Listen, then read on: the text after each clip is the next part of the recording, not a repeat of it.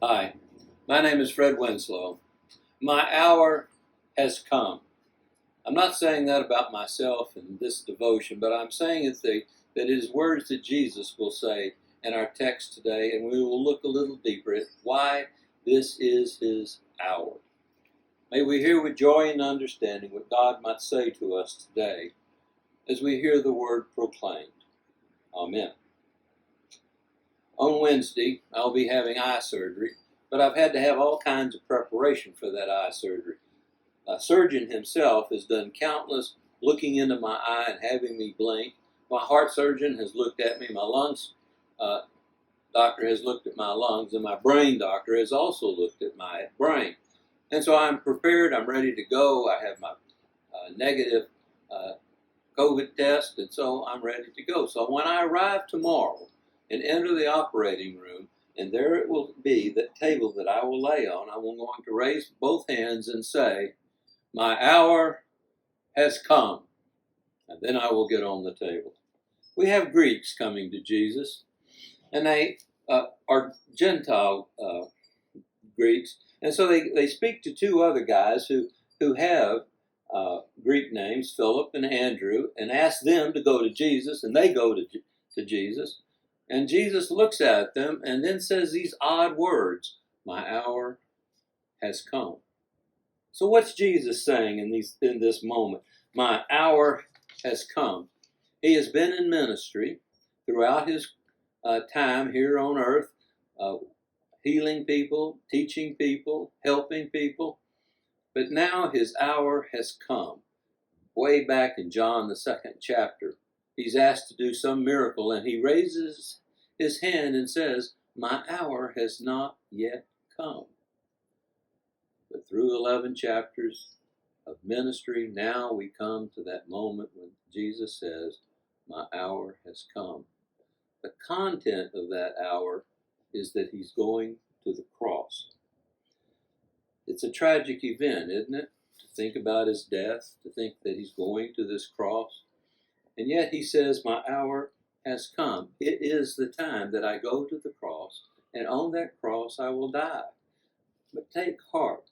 When we plant a seed, we plant it in the soil, and we cover it up, and we water, and soon there is an ear that bursts forth from the soil and grows and becomes 100-fold. He's giving them some kind of clue as to what this means for him to have to die. It's not just death that we're talking about. Something special is going to happen. But Jesus thinks about this cross, and so he cries, "My soul is troubled." And then maybe as a response of assurance, a voice comes from heaven, "I will glorify you. I have glorified you." Some say they heard thunder, but we disciples of Jesus Christ, hear the voice of God. We see Jesus on the cross. And when we see Jesus on the cross, we also see God. For to see Jesus is to see God. And we hear that voice, "I will be glorified." It's to say that this cross, paradoxically, is a glorification. But there's another side to this death. The cross glorifies Jesus' love for us. You and I have disciples' ears, and we hear, "I love you," from the cross. Before Jesus enters into Jerusalem on Palm Sunday, he cries, "I am the light." A mystery is proclaimed. He's going into Jerusalem. He's going to be tried. He's going to be convicted. He's going to the cross. And yet he says, "I am the light." It's a mysterious understanding of what does it mean to be the light on the cross. I have a friend who has a daughter. They have a swimming pool in the backyard. The daughter loves to play in it. And when she comes in, she'll take off her swimsuit and just drop it right there in the floor. And her mother will say to her, "Honey, you really need to put it in your room or put it in the washroom." And she kept doing it and kept doing it. And finally, one day she walks in, and there it is on the floor.